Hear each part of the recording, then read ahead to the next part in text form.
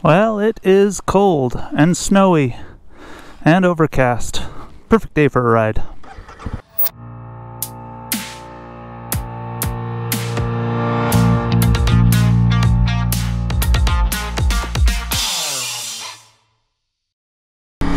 All right, it is 30 degrees outside Fahrenheit.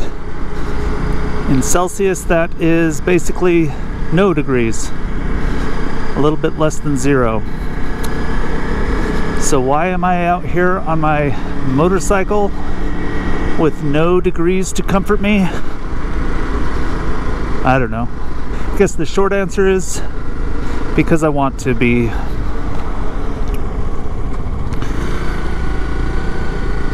Longer answer is it's fun, it's good for my bike, it's good for my brain. Fun little challenge, and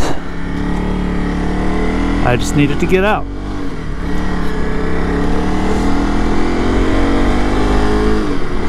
So this is going to be a fairly tame ride, I think, today. Fingers crossed. I don't really love riding on ice and snow in the best of times, and I still have the stock tires on this bike, and they're getting pretty worn.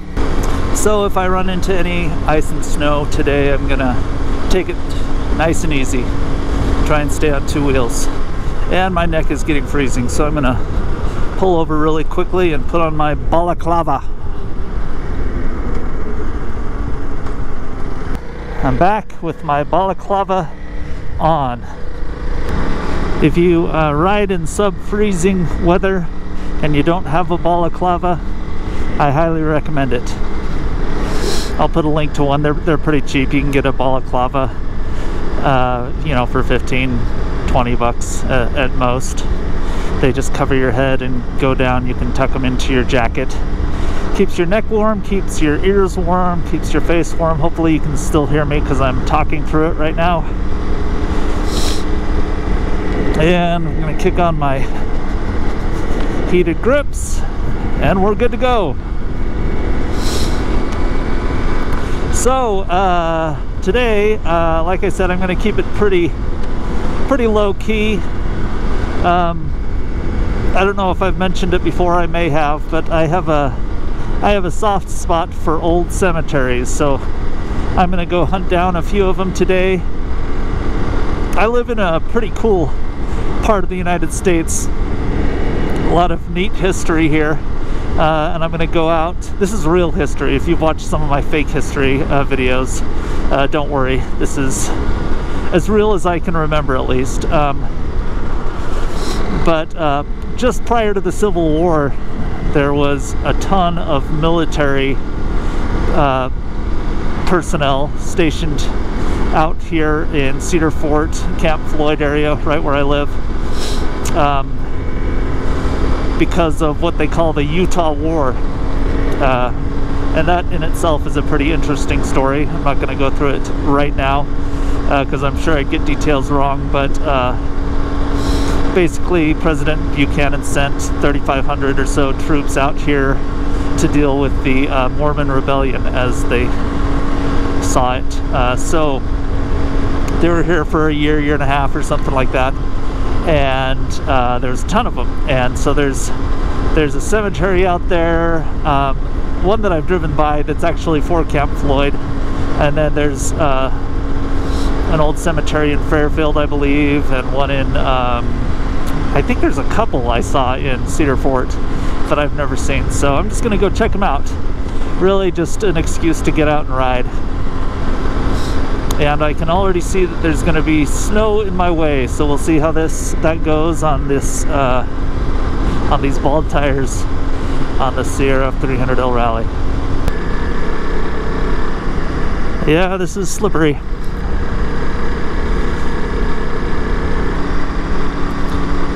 Inevitably, whenever I ride on something that is, you know, not normal, just hard packed dirt or asphalt, people ask me how the bike handles or how the tires handle, and I don't have a good answer for that because I think the weak point in the whole equation for me is the driver. So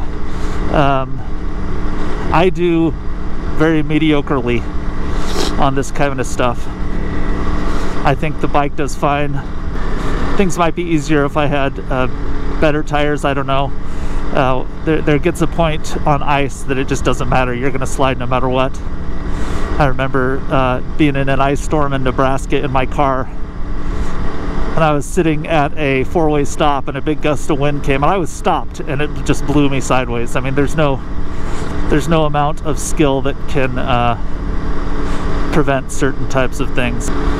So my strategy today is to go fast enough to get the gyroscopic effect of my wheels keeping me up, but slow enough that if things go south and I go south, I won't get too damaged.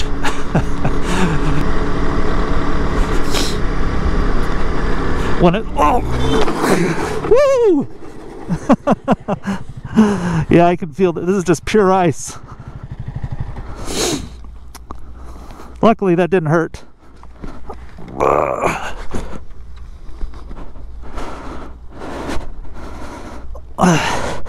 Hard to stand up when it's just sliding out from under me, though. So yeah, like I said, just walking on this stuff, it is just pure slippery ice.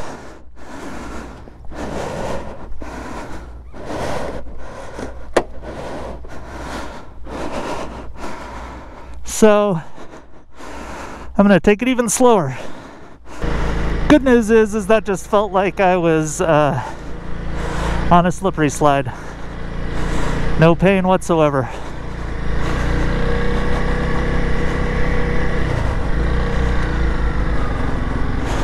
And it seems like I'm coming up on more snow here than ice, which is not quite so bad.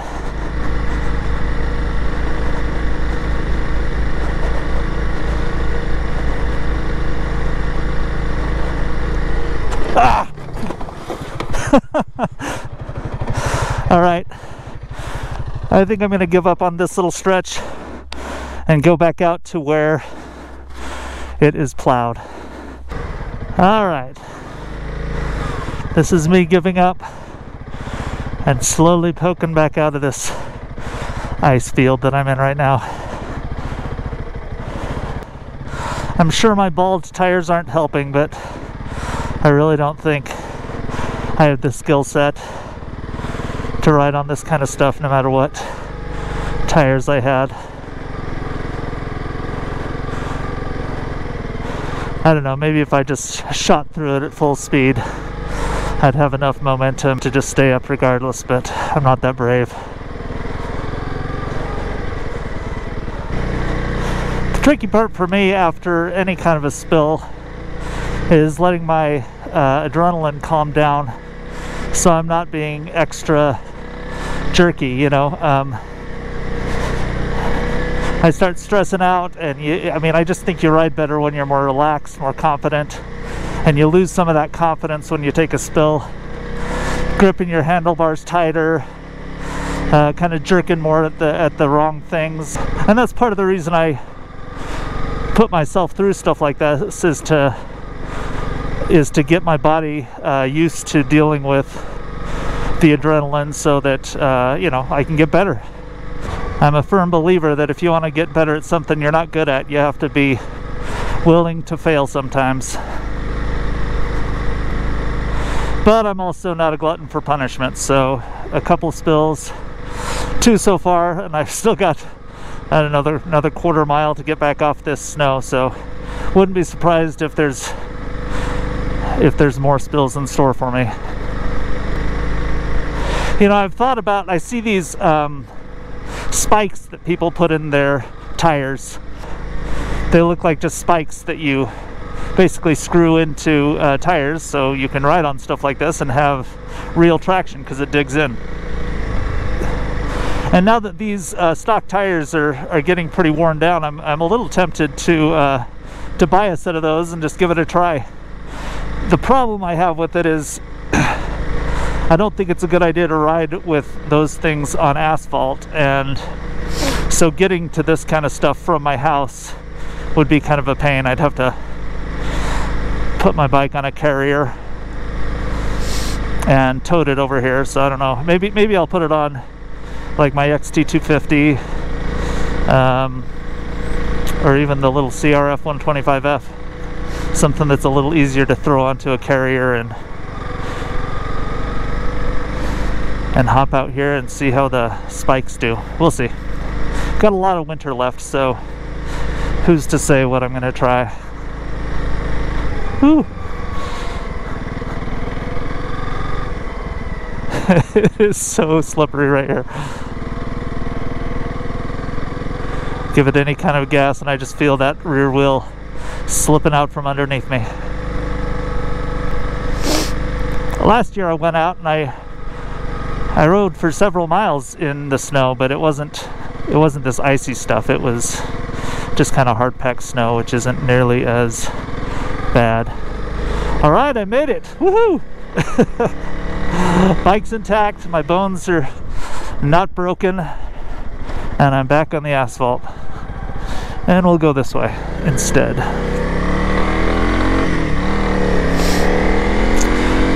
I can still find the cemeteries. I've seen lots of videos and advice in forums on the best way to winterize your motorcycle. But personally, I think the best thing to do is get out and ride it, even if it's just for half an hour on the roads once a week or so. Keeps the bike healthy. Like I said, it keeps my mind healthy, and it's kind of a fun challenge, you know, and it makes you appreciate the nicer weather. Go through a winter in a cold place. When spring hits, it's just glorious. So win-win-win. I don't know how many wins that was, but several. And not only that, it gives you more fun stuff to buy. You can get your winter gear, heated jacket, heated pants, heated seat, heated grips. I only have heated grips, but I'm doing all right. Got these are just ski gloves on. My legs are never really a problem. I'm just wearing my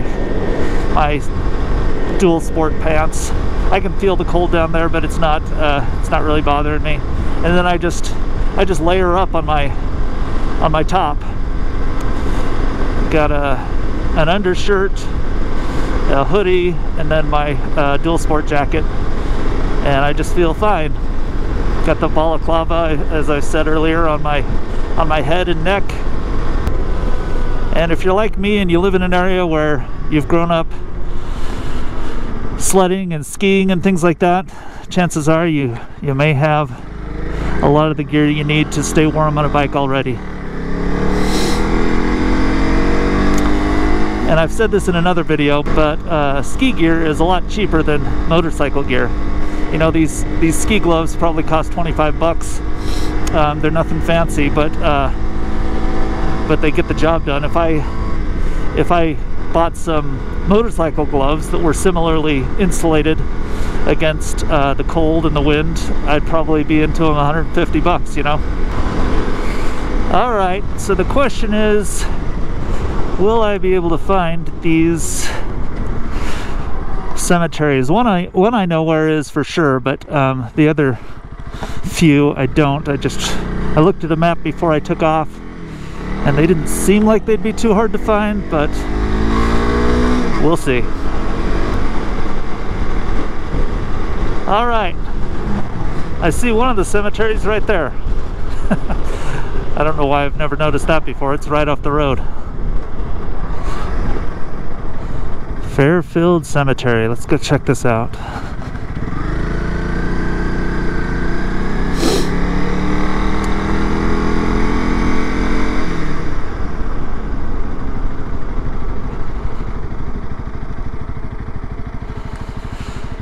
All right, so it looks like they've got some new stuff. They've got some old stuff. I'm gonna find some old stuff.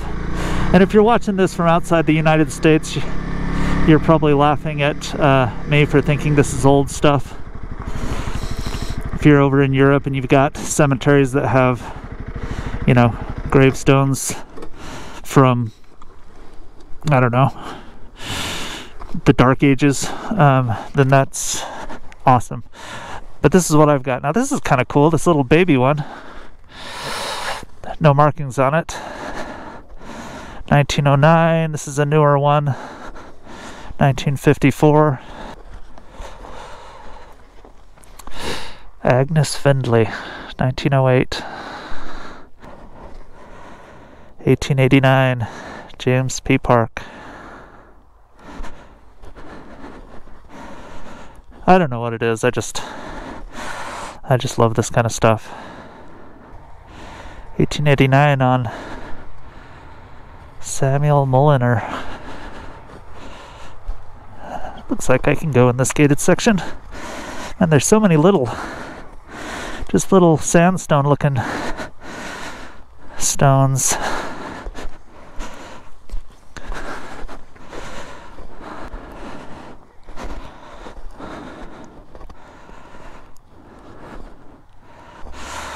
Imagine a family owns these plots and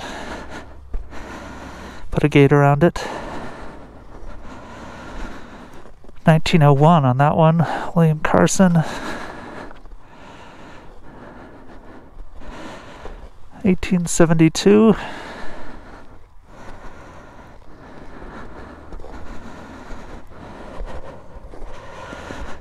Just kind of neat to me, 150 years ago.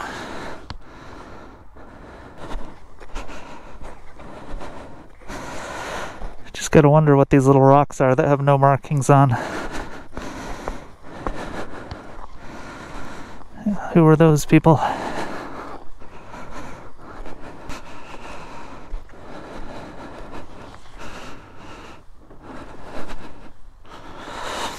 All right.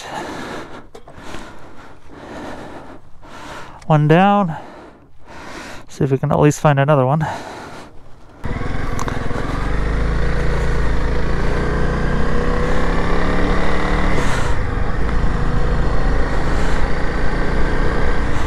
Alright, and the one that I know for sure the location of is just kind of right around the corner from here. It's the Camp Floyd Cemetery. And this cemetery, Camp Floyd, is kind of interesting. If I recall, they have little markers, but nothing, but no names on them. I think I read that, you know, up until several years ago they had names on them, and then somebody did some research on it and turned out that most of the names, they tracked them down to, they were either never here or they definitely didn't die here. I think when they put the names on it, they just kind of took some guesses. I don't know, maybe it's still that way, because here's a bunch of names. Let's see, The following list of possible burials has been reconstructed from army records that record the names of soldiers who died at Camp Floyd. Okay, so this has been updated. The article I was looking at was before 2009. Ground penetrating radar. Okay, yeah. So this is just, they took a ground penetrating radar and just went around and found human remains and stuck a stone wherever they found human remains via the ground penetrating radar. So none of these have names on them. But yeah, when I found out about this, the dark evil side of me wanted to come out here and dig them up and see what these pre-Civil War bodies looked like. Don't worry, it was just the deep dark weird side of me. The ethical side of me would never do that, so, and that's the side that wins, but I can't help thinking thoughts like that. So very cool. Lots of remains they found, but they don't know who any of them are. But again, just barely before the Civil War. In fact, I think it was the Civil War that finally ended the whole, I don't know if you call it an occupation. It's not an occupation because this is the United States, but all the soldiers here being here for the quote Utah War. Then you know, obviously the actual Civil War broke out and they all had to head east and south. But yeah, look it up. Look up the Utah War if you've never heard of it. The Mormon War, sometimes it's called. It's a crazy little chapter of history here in Utah. All right. There's one or two more. It was kind of hard to tell from the map. But back in Cedar Fort, I'm going to head back there, see if I can find that or those. All right. I'm not really sure where this is, but I'm going to shoot up Center Street and see if I can find it. Seems like a good place to start, in the middle. Alright, I just had to switch out my battery. I tried to cheat and look at my phone, but realized I didn't bring my phone on this ride, so... And this phone that I use for my GPS seems to be dead too. I don't know if it froze to death in my garage or what, but... No cheating today. I just got to drive around this teeny little town and see if I can find the cemetery. Is this it? I see an arch up there. I think it is. Cedar Fort Cemetery.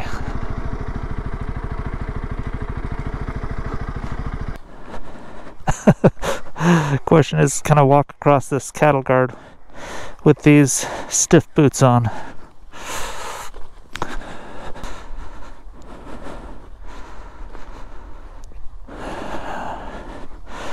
Wow, look at that.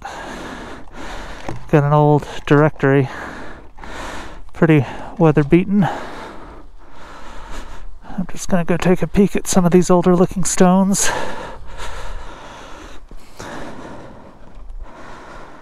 Frank and Elsie Cook. Oh, sad. 1897 to 1898.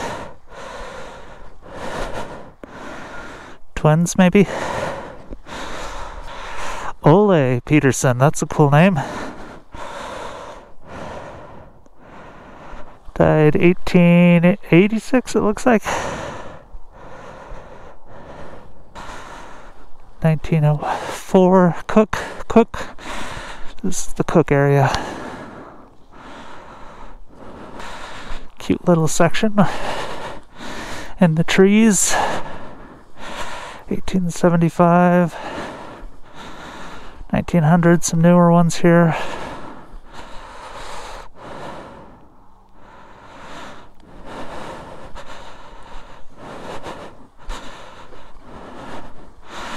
This John F. Chamberlain, 1888. 1889, I think. Especially in this part of the country, it just kind of makes the Old West feel real to see their gravestones where they're buried. All right, well, I think I'm about to head home.